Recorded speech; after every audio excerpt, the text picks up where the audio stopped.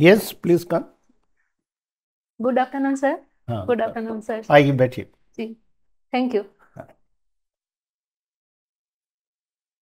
तो ममता, जी कंफर्टेबल हैं आप? जी जी सर, बिल्कुल। तो ममता अपना परिचय दें। जी, मेरा नाम ममता है। मैं राजस्थान के जोधपुर ज़िले की रहने वाली हूँ। मैंने BSc BEd integrated course Jainarayan Vyas Vishwavidyalaya के एफिलिएटेड कॉलेज महर्षि दादिच महिला महाविद्यालय से किया है। मैं वर्तमान में अध्यापिका हूँ, जो 6 से 8 क्लास तक पढ़ाती हूँ, साइंस मैथ।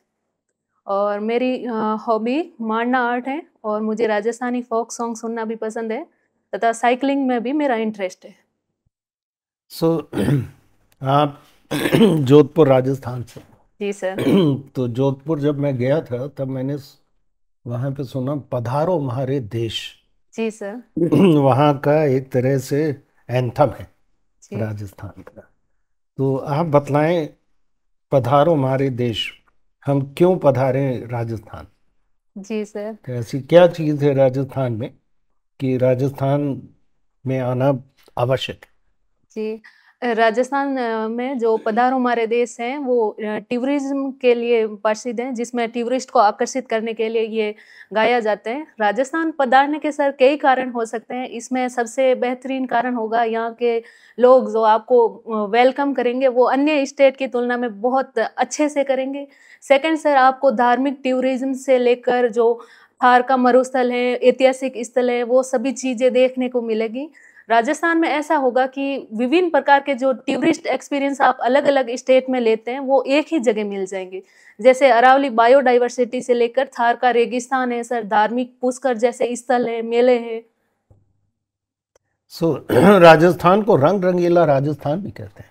जी, रंगीला राजस्थान इस रूप में कहते हैं कि राजस्थान का जो कल्चर है, जो विविधतापूर्ण एक तो कल्चर है, इसी कारण जैसे यहाँ फ़ोक सॉन्ग से लेकर संगीत घराने तक हैं, और जो मारवाड़ी जो मारवाड़, मेवाड़ जैसी विभिन्न चित्र शैलियाँ हैं, जो क्लासिकल हैं, साथ ही जो लोक शैलियाँ भी हैं, जैसे पान्ने हुए और मांडना आर्ट हुआ, और सर ये जैसे इनके वस्त्र हैं, वो भी रंगीले हैं और विविधतापूर्ण है। जैसे हैंडीक्राफ्ट में तो राजस्थान प्रसिद्ध ही है सर।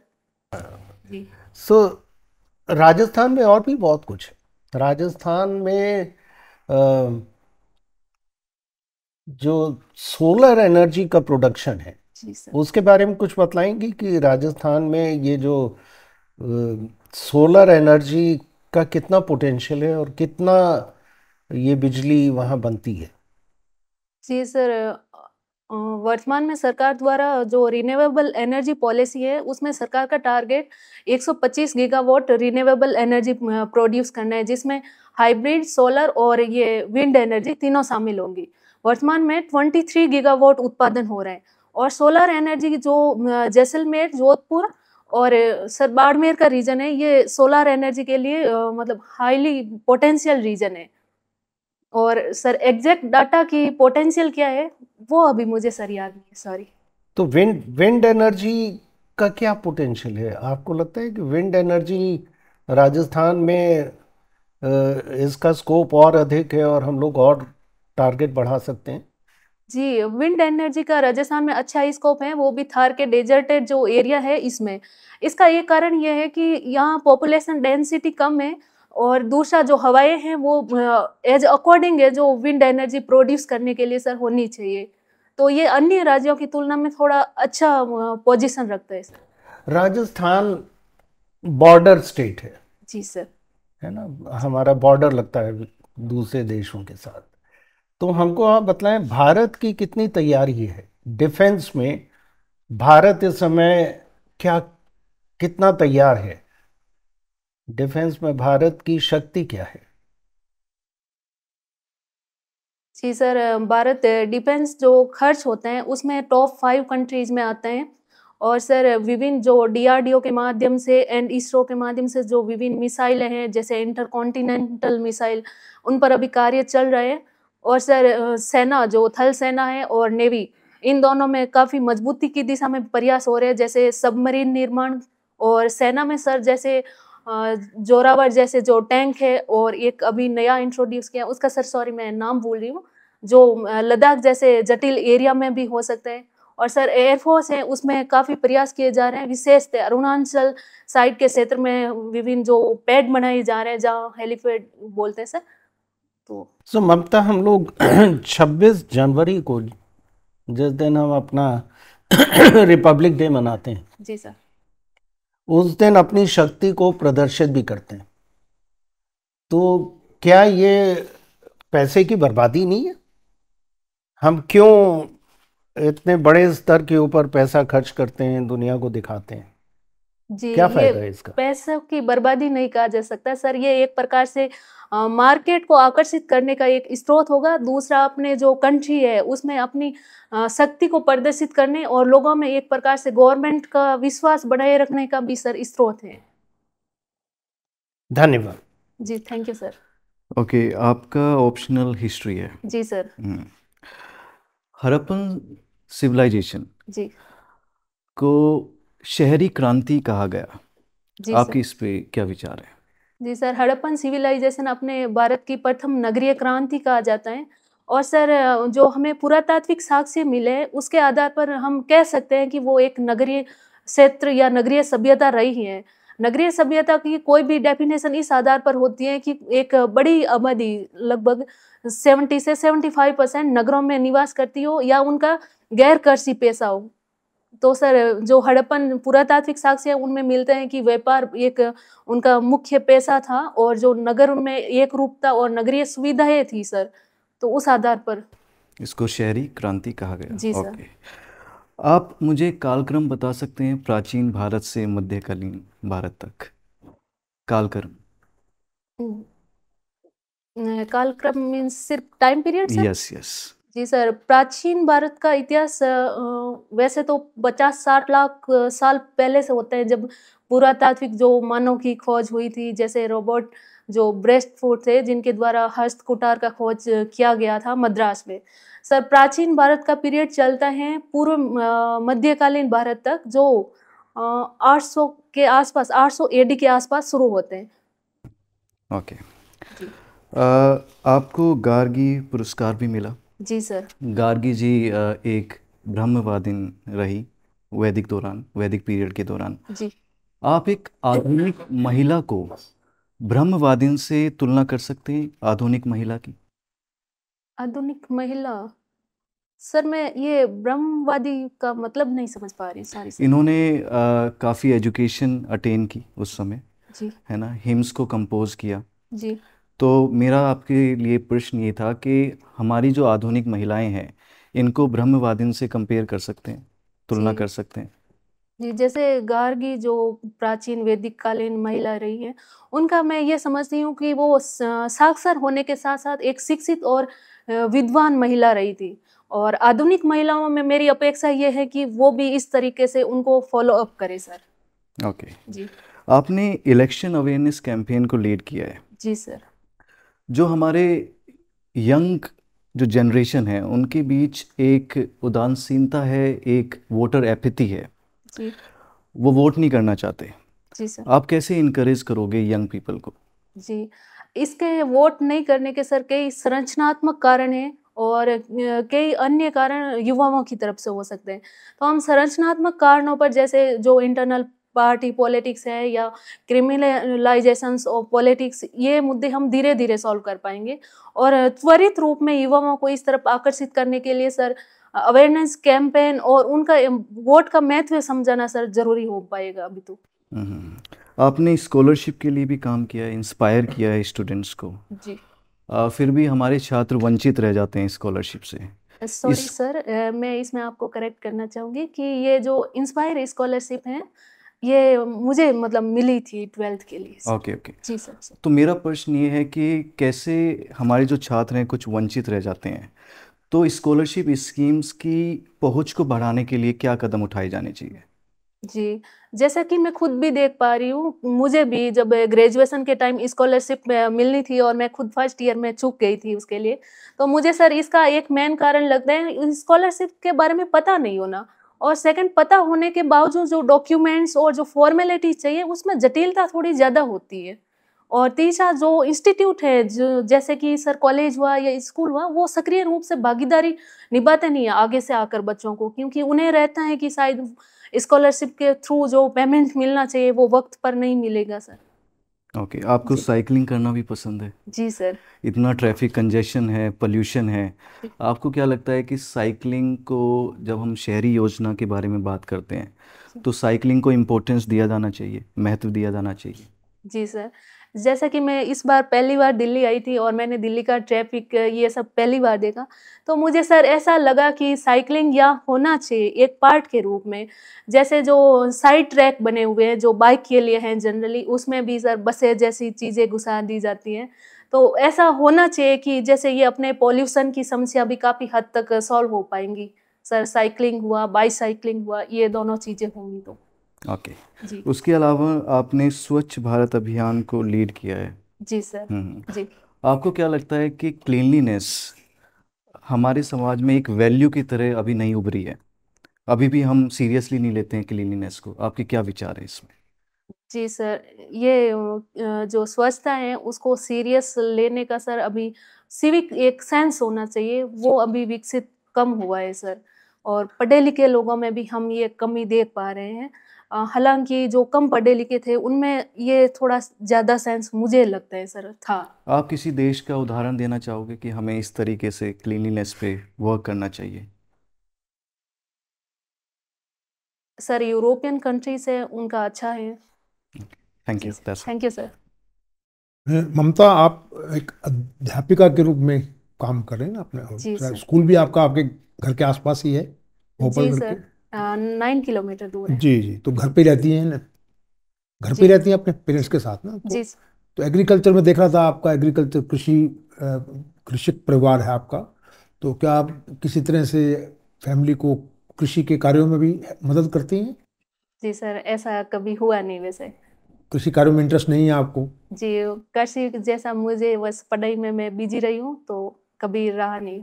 अच्छा अच्छा, जी सर। बट कुछ कृषि की, कुछ भारत सरकार की कुछ स्कीम्स हैं, उसके बारे में बताइए मुझे, जो आपको लग रहा है कि काफ़ी अच्छा कर रही हैं और जिनका बेनिफिट शायद आपके परिवार को भी मिला हो। जी, इन स्कीम्स में एक तो प्रधानमंत्री कृषि सिंचाई योजना है सर, जिसके माध्यम से सिंचाई की सुविधाएं और साथ ही वाटर सेट जो डेवलपमेंट है ये एक इम्पोर्टेंट है, और माइक्रो इरिगेशन को इसमें बढ़ावा दिया जा रहा है। और बताइए इसके अलावा। Scheme sir. हाँ हाँ, जी और स्कीम बताइए। जी, प्रधानमंत्री जो कुसुम योजना है जिसमें सोलर एनर्जी प्रोडक्शन को खेतों में बढ़ावा दिया जा रहा है। और तीसरी स्कीम ये प्रधानमंत्री कृषि बीमा योजना है, जिसके माध्यम से क्रॉप फेल्योर की दशा में जो किसानों को सहयोग मिलता है।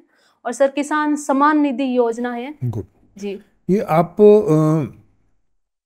इसमें टीचर हैं, मैथमेटिक्स पढ़ा रही हैं आप, जी सर। 6 से 8 स्टैंडर्ड। जी तो अभी एक एसर रिपोर्ट आई थी लास्ट ईयर, एसर रिपोर्ट, तो उसकी एक ऑब्जर्वेशन थी, बड़ी मतलब डिस्टर्बिंग थी, कि भी हमारे जो बच्चे हैं वो even 8th 9th 10th standard में भी हैं, मगर उनको बेसिक न्यूमरल्स तक, उनको काउंटिंग वगैरह और ये सब नहीं आ रहे हैं। तो कहीं ना कहीं मैथ एजुकेशन बड़ा ही वीक है, उसकी मेथोडोलॉजी या कमिटमेंट ऑफ टीचर्स या वो सब। तो आपका अपना क्या इसके बारे में एक्सपीरियंस है कि किस तरह से जो बच्चे को, क्योंकि मैथ्स तो सबसे इम्पोर्टेंट सब्जेक्ट मैं समझता हूँ होगा लैंग्वेज के बाद, तो किस तरह से ये मैथ्स के बारे में बच्चों को वो एक उनको मोटिवेट करें कि वो मैथ, और एक लर्निंग कैसे इसको इम्प्रूव करें मैथ्स की? जी, बच्चों का मैथ में इंटरेस्टेड नहीं होने का एक बड़ा कारण है सर मैथ्स बच्चों को हार्ड लगना। और हार्ड लगने का कारण हो जाता है सर फाउंडेशनल लेवल से ही बच्चों का इस विषय में इंटरेस्ट नहीं होना। जैसे जो क्लासेस जनरली जो NEP 2020 से पहले पहली क्लास से शुरू होती थी, तो इससे क्या बच्चे पहली क्लास में जनरल जो गणित है वो भी नहीं समझ पाते। तो ये छठी क्लास में आने के बाद बच्चों को हम गणित के जो पहाड़े जैसी चीज़ें हैं वो बताते हैं, तो वो उन्हें टफ लगती है, स्वाभाविक है वो। इस कारण सर, और इसमें बच्चों को मोटिवेट करने के लिए हम एक्टिविटी बेस्ड लर्निंग और जो फाउंडेशनल एजुकेशन है, जो आंगनवाड़ी एजुकेशन के रूप में अभी डाला गया है, उसको मजबूत करके सर इसमें सुधार किया जा सकता है। ये स्वच्छ भारत अभियान का भी हम बात कर रहे थे, ये जो एक मैंने सुना एक ODF प्लस होता है विलेज, एक ODF प्लस प्लस होता है, तो क्या इन दोनों कुछ फर्क है इसमें, ODF प्लस में ODF प्लस प्लस में? जी फर्क है, लेकिन इनका एग्जैक्ट फर्क मैं अभी बता नहीं अच्छा पाऊंगी चलिए सर, कोई बात सॉरी। नहीं। अच्छा इसमें ये बताइए, जैसे स्वच्छता अभियान में काफ़ी हम लोगों का मतलब बड़ा बहुत ही सक्सेसफुल प्रोग्राम रहा है, टॉयलेट्स कंस्ट्रक्शन में, यूज़ में, अवेयरनेस जनरेशन में, मगर एक पर्टिकुलर एरिया आपको लगता है जहाँ पर हम लोग अभी कुछ कर नहीं पाए हैं, बहुत ही हमारा, मैं समझता हूँ कि काफ़ी दूर है वो पूरे स्वच्छता पार्ट अभियान का पार्ट, क्या आपको क्या लगता है वो क्या है? जी सर, स्वच्छता अभियान के माध्यम से हम सिविक सेंस विकसित करने की दिशा में तो प्रयास किया है और इंफ्रास्ट्रक्चर विकास में भी प्रयास किया है, लेकिन सर इसके बाद जो एक साइक्लिक इकोनॉमी पर जो काम करना चाहिए था और जो इंफ्रास्ट्रक्चर इसके लिए चाहिए था, उसमें अभी भी सर काम किए जाने की ज़रूरत है sir. Particular solid waste management जो है, जिसको हम डोमेस्टिक वेस्ट भी बोल देते हैं, म्यूनिसिपल वेस्ट भी बोल देते हैं, वो कुछ म्यूनिसिपैलिटीज तो बड़ा अच्छा काम कर रही हैं, जी जैसे इंदौर की है, इंदौर में तो ऑलमोस्ट जीरो वेस्ट वो चल रहा है, they are getting awards after awards. वो मॉडल हम लोग बाकी जिलों में या बाकी जगहों पे हमें, हम क्यों रुक जाते हैं, क्यों नहीं हम उसको इम्प्लीमेंट कर पाते, जब हमारे जी पास सर। ऑलरेडी एक एसओपी हमें मिल चुका है कि वैसा करेंगे तो ये हो जाता, तो क्यों, क्या कारण समझते हैं? जी, ये क्षेत्र विशिष्ट या जो जिला विशिष्ट सरकार हो सकते हैं, जैसे इंदौर के जो एडमिनिस्ट्रेशन है या इंदौर के जो पीपल हैं, उनमें जो लालसा है सफाई को लेकर, हो सकते हैं अदर क्षेत्र में वो नहीं हो। दूसरा सर, इनमें इंफ्रास्ट्रक्चर सर गैप हो सकते हैं, फंडिंग गैप हो सकते हैं। ममता, मैं देखिए आपको ना एक नारी शक्ति के प्रतीक के रूप में देखता हूँ, तो जी आप इस नारी शक्ति को जब आप डीएम बन जाएंगी, आईएएस में, आई विश आप उसमें आए और फिर डीएम बनती हैं, तो इस नारी शक्ति का प्रयोग नारी शक्ति को बढ़ाने के लिए किन किन दिशाओं में काम करेंगे आप? जी सर, विशेषतः अगर मैं कहूँगी तो राजस्थान के संदर्भ में बताऊँ। राजस्थान का नहीं हो सकता, आप राजस्थान ना कहीं ओके दूसरी स्टेट सर। में जाए, तो लेट अस जी टॉक जी। About country. यू जी are sir. Now going to जी join Indian okay. All India services और इंडियन सेंट्रल सर्विसेज। जी सर, मैं सर वुमन सशक्तिकरण के साथ साथ वुमन लेड डेवलपमेंट की ओर कार्य करना चाहूँगी और विशेषतः वुमन जो एंटरप्रेन्योरशिप है उन दिशा में काम करना चाहूँगी सर। Very good. मेरा आखिरी प्रश्न है ममता आपसे, जी सर। ये जो भारत का अफगानिस्तान के साथ जो रिश्ता है, उसमें अभी क्या चल रहा है? अभी कुछ क्या अभी कूटनीतिक कुछ ऐसे मतलब डेवलपमेंट्स हुई हैं और गवर्नमेंट ऑफ इंडिया ने कुछ इनिशिएटिव लिए हैं इस दिशा में, कुछ आप थोड़ा सा बताइए मुझे आप। जी, अफगानिस्तान के साथ भारत की बैक चैनल अभी डिप्लोमेसी काम कर रही हैं और जो विदेश सचिव हैं उनकी भी यात्रा हुई है। हाँ, और ओके गुड, जी सर। Thank you, good. तो ममता, अंतर्राष्ट्रीय मुद्दों पे ही चर्चा जारी रखते हैं। जी सर। ठीक है।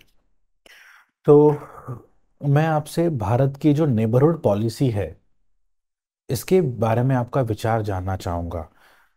क्या आपको लगता है बांग्लादेश एक उदाहरण है भारत की फेल्ड नेबरहुड पॉलिसी का? जी, किसी भी पॉलिसी की सफल होने के लिए ज़रूरी है दोनों पक्षों की ओर से सक्रिय प्रयास होना। बांग्लादेश के संदर्भ में भारत की नेबरहुड फर्स्ट पॉलिसी हैं, वो अभी रिजाइम चेंज होने से पहले तक काफ़ी सफल मानी जाती रही हैं। सर, अचानक रिजाइम चेंज होने और जो बांग्लादेश में उथल-पुथल हुई है, तो इसे शॉर्ट टर्म के लिए हम जो चैलेंजेस देख रहे हैं, उसे फेल्योर के रूप में नहीं देख सकते सर। क्योंकि बांग्लादेश और भारत के संदर्भ वो मैत्री काल और स्वर्ण काल के रूप में अभी कहे जाते रहे हैं और अभी सरकार द्वारा प्रयास किया जा रहा है बैक चैनल डिप्लोमेसी के माध्यम से कि जो नवी रिजाइम आ रहा है या अंतरिम सरकार आ रही है उसके साथ प्रयास किए जा रहे हैं सर। वाइब्रेंट विलेज प्रोग्राम से आप क्या समझते हैं? जी सर, ये vibrant village programme bordering area में है और उनके जो बॉर्डर के दूरस्थ क्षेत्र हैं उनके और प्रशासन के बीच कनेक्टिविटी और प्रशासन को अधिक स्वायत्तता देने और निर्माण कार्यों में सक्रियता लाने की दृष्टि से उपयोगी है सर। ममता, अभी हम भारत की अर्थव्यवस्था की बात करते हैं, तो पहले हम बात करते हैं भारतीय मुद्रा की। वो यूएस डॉलर के अगेंस्ट में काफ़ी गिरावट किए जा रहा है, तो इसके मूल कारण क्या हैं और इस बार आरबीआई ज़्यादा हस्तक्षेप क्यों नहीं कर रहा है? जी,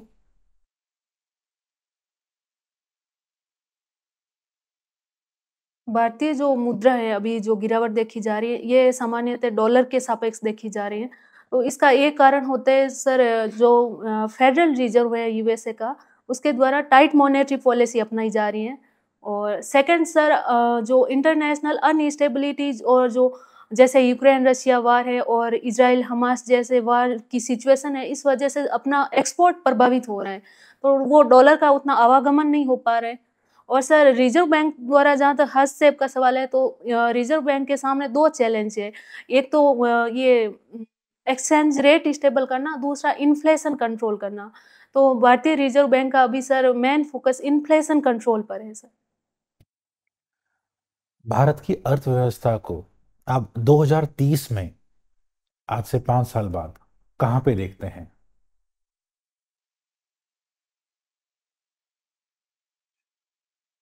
जी सर, मैं कम से कम भारतीय अर्थव्यवस्था को उस समय 8 से 7 ट्रिलियन डॉलर की इकोनॉमी के रूप में देखना चाहूँगी, जिसमें ह्यूमन डेवलपमेंट जो इंडेक्स है उसमें काफ़ी अच्छा सुधार हुआ हो, और जो जेंडर गैप इंडेक्स है उसमें भी अच्छा सुधार देखना आपको चाहूँगी लगता सर। है कि हम 8 ट्रिलियन डॉलर अचीव कर लेंगे, जी सर। ऐसा?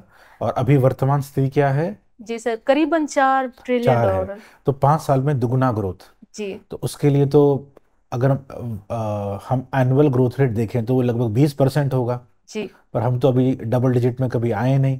जी सर, तो अपेक्षाएं। आपको नहीं लगता है कि ये अनरियलिस्टिक हो गया थोड़ा सा? जी, अपेक्षाएं जब हम ज़्यादा हाई रखेंगे तभी सर एक ऑप्टिमम ग्रोथ रेट प्राप्त कर पाएंगे सर। परंतु क्या कभी 20% अचीव किया गया है? सर 2004 के बाद ग्रोथ रेट अच्छी रही है, लेकिन 20% जैसा मैंने अभी नहीं देखा सर। नहीं किया गया है। जी तो हम लगभग 5-6 ट्रिलियन के आसपास पहुंच जाएंगे। जी ठीक है। अ, मान लीजिए आप डीएम बन जाते हैं अपने राजस्थान के किसी भी जिले में, है ना? आप वहां पे लोगों में जो पैट्रियर्कल माइंडसेट है, इसमें कैसे बदलाव करेंगे? इसके बारे में कुछ बतलाएं। जी, पितृसत्तात्मक जो माइंडसेट है एंड जेंडर स्टेरियोटाइप्स हैं सर, उनका जो बैरियर है उनके द्वारा, उनको मैंने भी महसूस किया है सर। तो इस तरफ मैं प्रयास सक्रिय रूप से कर पाऊंगी। इसमें सर मैं स्कूल लेवल से ही जो विभिन्न जागरूकता के प्रोग्राम को एक स्कूल कैलेंडर में शामिल करना चाहूँगी, जो एक डीएम को स्वायत्ता होती है सर। और दूसरा सर, जो वुमन है उस क्षेत्र की जो आगे बढ़ रही है, जैसे एसएसजी के माध्यम से या एंटरप्रेन्योरशिप के माध्यम से। जैसे सर इसमें मैं एग्जांपल देना चाहूँगी, मेरे ही क्षेत्र की कौशल्या चौधरी करके जो यूट्यूबर हैं, और उन्होंने बहुत फेम पाई है, जबकि वो 12th पास हैं सिर्फ। तो इस तरह की महिलाओं को आगे लेकर ये मैं दर्शा पाऊंगी कि वुमन किसी से पीछे नहीं है और आगे बढ़ रही है, और वुमन को आगे बढ़ाने से घर का या आपका ही फायदा होगा, इसमें कोई नुकसान की बात नहीं होगी।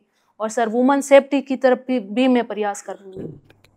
आप इतिहास के स्टूडेंट हैं, हिस्ट्री आपका ऑप्शनल रह जी चुका है, सर। ठीक है। जी अ, तो यदि आपको मौका मिले इतिहास में फिर से जाने का और उसको बदलने का, तो भारत के इतिहास में ऐसी क्या 3 चीजें हैं जो आप बदलना चाहेंगे?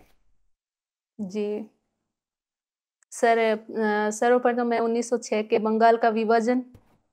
नंबर 1। जी सेकंड थिंग सर, 1935 के जो चुनाव के बाद कांग्रेस द्वारा जो रेजिग्नेशन दे दिया गया था, उसे सर। जी तीसरा सर, मुझे अभी लगता है कि तराइन के जो युद्ध में पराजय हुई है, उसको अगर मैं बदल सकती हूँ, सेकंड जो तराइन का युद्ध था उसमें मैं अगर बदल सकती हूँ तो सर। गुड।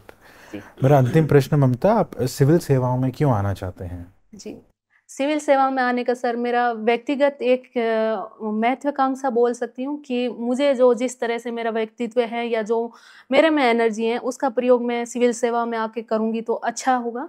और सेकंड सर, मेरी जो सामुदायिक भावना की है कि मुझे अपने समाज के लिए कुछ करना चाहिए।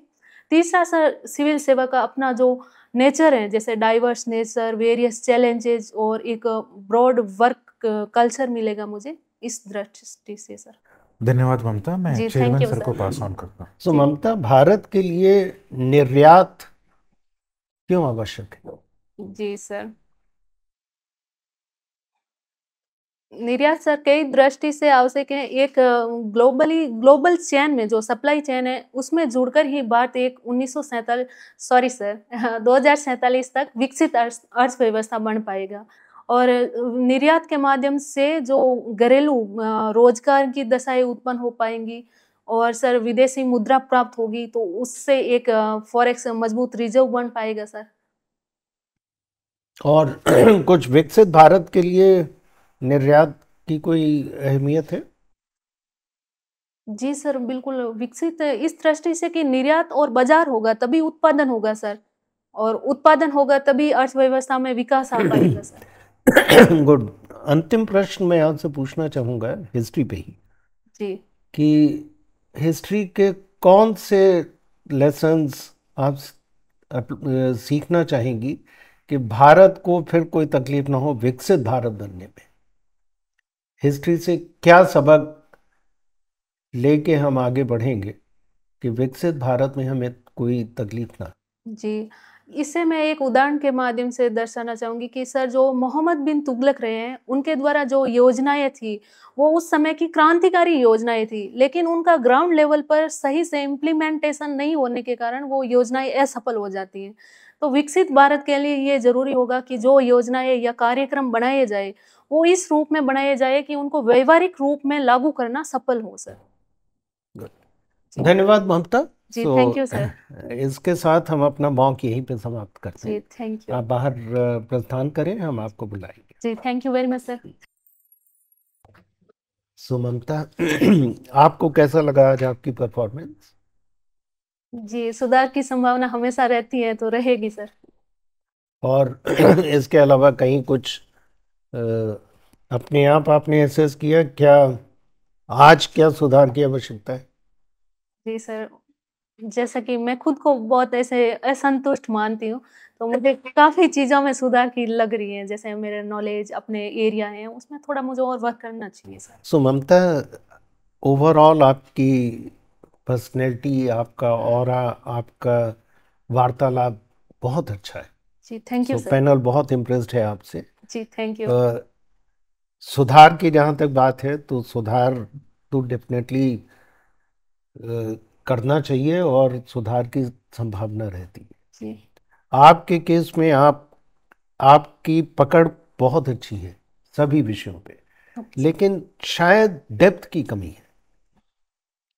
3 जगह मुझे लगा कि आपके जवाब में आपने जवाब जरूर दिया लेकिन आप इन डेप्थ नहीं है।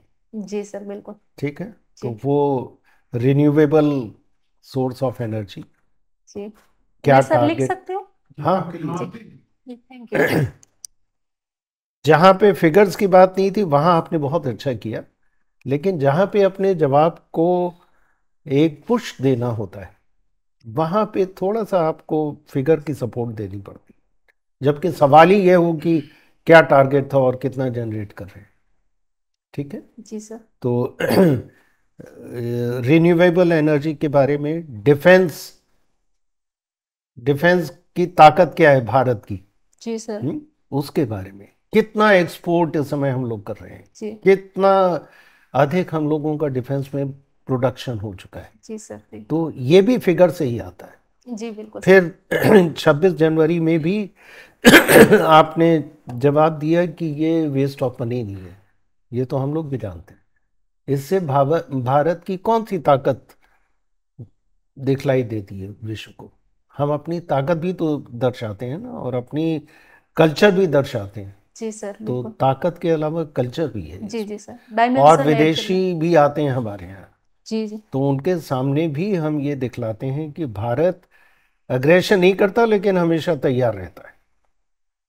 ठीक है, ओके सर। तो थोड़ा सा उसका भी जवाब आप सुधार सकते जी सर। हैं। और एक्सपोर्ट्स के बारे में भी आपने टचअप किया, लेकिन जी सर, डेप्थ में कुछ नहीं। ये पॉइंट्स हैं सवाल जिन का पर मतलब मुझे ही ये डाटा था। अभी याद करने हैं सर, ये क्योंकि 11th फेब में तो थोड़ा टाइम था उस हिसाब से। हाँ, ये सवाल का भी मतलब ये था कि हमारा एक्सपोर्ट कितना बढ़े, जिससे कि हम डेवलप्ड भारत को बनाने के लिए मैन्युफैक्चरिंग और एक्सपोर्ट, जी ये दोनों चीज़ें बहुत अहम हैं। और ये शायद सवाल भी इसी कॉन्टेक्स्ट में था कि आगे कैसे बढ़ेंगे। जी सर, वो तो एक्सपोर्ट हो जाएगा, करंट अकाउंट डेफिसिट, वो हाँ। चीज़ें आ जाएगी सर। जी ओके, आपकी काफ़ी प्लीजिंग पर्सनालिटी है, बहुत जी अच्छा व्यक्तित्व है। आपने सारे क्वेश्चंस को बड़े कॉन्फिडेंस के साथ एड्रेस किया, विच इज़ गुड। थोड़ा सा मुझे लगा कि आप जल्दी में थे कुछ क्वेश्चंस को आंसर करते हुए। सर आई थिंक आप थोड़ा सा उस पर काम कर सकते हो। जी वैसे ओवरऑल गुड। थोड़े से अपने करंट अफेयर्स के नोट्स एक बार और रिवाइज कर लो। जी थैंक यू। जी थैंक यू। ममता, बहुत अच्छे कैंडिडेट हैं आप, बहुत आपकी pleasing personality, full of energy, smiling disposition, absolutely you are ready for your this जी मेन thank you sir. D day. All the best. जी सिर्फ थोड़ा करंट अफेयर्स में, करंट अफेयर्स या जो आपके डेफ से रिलेटेड एरियाज हैं, वो जी स्वच्छता भारत अभियान पे आपने कुछ पार्टिसिपेट किया था ना, जी जी तो ये ODF plus, ODF plus plus क्या है, और खास करके सॉलिड वेस्ट, जैसे मैंने पूछा अभी, ये एक एरिया ऐसा है जो अभी जिसमें काफ़ी काम की जरूरत है। सॉलिड वेस्ट मैनेजमेंट में यूज़ ऑफ टेक्नोलॉजी अभी बहुत ही नेसेंट स्टेज पे हम लोग यूज़ कर रहे हैं, जबकि ओके पूरे सर। वर्ल्ड के अंदर आजकल बहुत अच्छा टेक्नोलॉजी अवेलेबल है। और हम लोगों का इवन दिल्ली में, आप जैसे आप दिल्ली तो पहली बार आए हैं, पर दिल्ली में भी अभी ये कंडीशन है कि सॉलिड वेस्ट मैनेजमेंट के बारे में हार्डली कुछ कोई ऐसा कोई सब्सटेंटिव इम्प्रूवमेंट हुआ है। वो एक एरिया अभी कंसर्न का है, but otherwise okay you are sir. Very good. जी I think all the best, you will do very well. जी thank you all the sir. Best. तो ममता, ओवरऑल आपने काफ़ी अच्छा किया है, अच्छी पर्सनैलिटी है आपकी। लेकिन अब और अच्छा कैसे करें, है ना, मेन वो जी लर्निंग हमें लेनी है ना। जी तो वो कुछ जो क्वेश्चंस थे वो आपके इन डेप्थ आंसर आ सकते थे। जैसे मैं आपको बताता हूँ, हिस्ट्री में पूछा क्या 3 चीज़ें हम चेंज कर सकते हैं, तो इस समय में अच्छा आंसर आ सकता था जलियांवाला बाग इंसिडेंट, इंडिया जी इंडो चाइना वॉर, ठीक है, जो हमारे लिए अच्छे नहीं रहे, तो इसमें आप थोड़ा सोचिएगा, जी और अच्छे से आंसर आप दे सकते थे, जी है ना। हाँ, इकोनॉमी में थोड़ा सा आपका हाथ तंग है ना। जी जब सर। हमने ये रुपये की बात की थी, ये डिक्लाइन क्यों हो रहा है, आपने एक जनरिक आंसर दिया, तो थोड़ा सा आपने शायद अभी लेटेस्ट न्यूज़पेपर्स नहीं पढ़े होंगे। जी अभी जो डिक्लाइन हो रही है, ये US डॉलर बढ़ रहा है, इसकी वजह से हो रही है due to elections. Okay sir. Tightening monetary policy की वजह से नहीं हो रहा है। जी जो लेटेस्ट अभी जो गिरावट आ रही है, जी वो आउट परफॉर्म कर रहा है, क्योंकि बाकी करेंसी के अगेंस्ट में रुपये अच्छा कर रहा है, जी लेकिन डॉलर इतना अच्छा परफॉर्म करे इसलिए जा रहा है। थोड़ा सा पढ़ लेना, जी जी ठीक है। सर नंबर बिल्कुल। 3, इकोनॉमी में आप थोड़ा सा उसमें फंस गए थे 8 ट्रिलियन में, ठीक है। आपने फिर डिफेंड किया कि बड़ा टारगेट रखेंगे तो ये हो जाएगा, तो जब मैंने काउंटर किया उस समय आप एक्सेप्ट कर लेते, राइट सर, 8 तो नहीं लगभग, लेकिन 6-7 के आसपास हम जरूर पहुंच जाएंगे, क्योंकि 20% प्रैक्टिकली पॉसिबल नहीं है। तो उस पर ओके सर। काउंटर क्वेश्चन आ गया, जी तो सर। वहां पे थोड़ा सा गड़बड़ हो गई थी। जी सर, थोड़ा मेरे में वीकनेस है ये पॉइंट्स की, वो एंड तक टिके रहना टाइप। हाँ, मैं कोशिश करूंगी ये सर। कोशिश करना। जी सर। तो इससे क्या हो गया, रिजिडिटी आ गई, ओके ओके सर। है ना, लेकिन प्रैक्टिकल एस्पेक्ट थोड़ा सा भूल गए, क्योंकि जी तब जी तक के इंट्रो आपका बहुत अच्छा जा रहा था। फिर जी जैसे ही थोड़ा एनालिटिकल लेवल पे आया, तो ओके। थोड़ा सा फिर सरफेस लेवल मैंने सब सर सामने कभी आने लगा। आइडिया नहीं लगाया था कि। हाँ, नहीं वही ओके है, सर। तो जी तो हाँ, अब जैसे सर ने क्या बोला, आपने आइडिया नहीं लगाया, ऐसे केस में क्या करो, 4-5 सेकंड का पॉज ले लो। ओके ओके सर मैं कुछ सेकंड्स ले सकती हूँ सोचने के लिए, क्योंकि आप एकदम जल्दी में जवाब दे रहे हो, ऑलरेडी आपको बताया गया है, तो 4-5 सेकंड का पॉज ले लो, थोड़ा ठहराव दिखेगा, थोड़ा सा और अच्छा लगेगा, है ना। ये ओके आप ओके कोशिश सर। कीजिए, ठीक है। जी सर। एक लास्ट, वाई सिविल सर्विसेज में आपने 3 पॉइंट बोले जो कि अच्छे थे, लेकिन जो पहला पॉइंट था ना, मेरी एनर्जी, है ना, मैं आना चाहती हूँ, आपकी स्ट्रेंथ के बारे में मत बताइएगा, ओके सर। हमें सिविल सर्विस के वर्च्यू के बारे में बताना है, ठीक है। You need civil services, civil services doesn't need you, they will get anyone. तो आपको उनके वर्च्यू के बारे में बताना है, public service, diversity, leadership opportunity. तो सेकंड थर्ड पार्ट आपके अच्छे थे, ओके तो पहला वाला पॉइंट आप उसमें अवॉइड कर सकते हैं, ठीक है सर। ठीक है।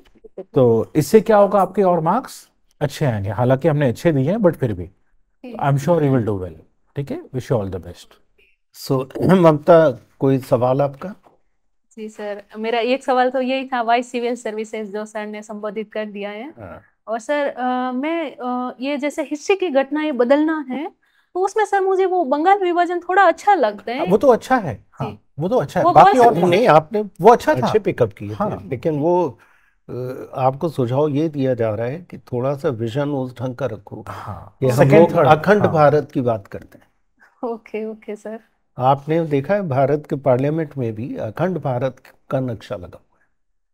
तो जी अखंड भारत का अगर विजन है, तो अखंड भारत का क्या मतलब जी सर। कि कम से कम आपने बंगाल पार्टीशन की बात की, जी भारत का पार्टीशन भी हम लोगों के लिए बहुत दुखदाई था।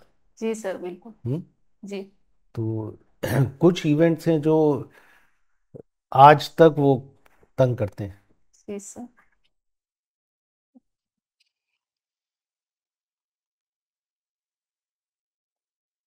तो wish you all the best. हमने आपको 65% मार्क दिए। जी, thank you very much sir. लगभग 180 और आप पक्का 190 पे जाएं। जी, पक्का भी बहुत थैंक अच्छा यू। करेंगे आप, देखें बहुत अच्छा करेंगे, जी, बहुत बहुत धन्यवाद सर आपका। बहुत बढ़िया ऑल करेंगे। द 11 फरवरी को है जी आपके सर। पास, तो यू आर ऑलमोस्ट रेडी। ठीक है सर। करंट अफेयर्स को खूब पढ़िए और इकोनॉमिक्स। जी, मैं ध्यान रखूंगी सर इस ठीक। All the best. Thank you.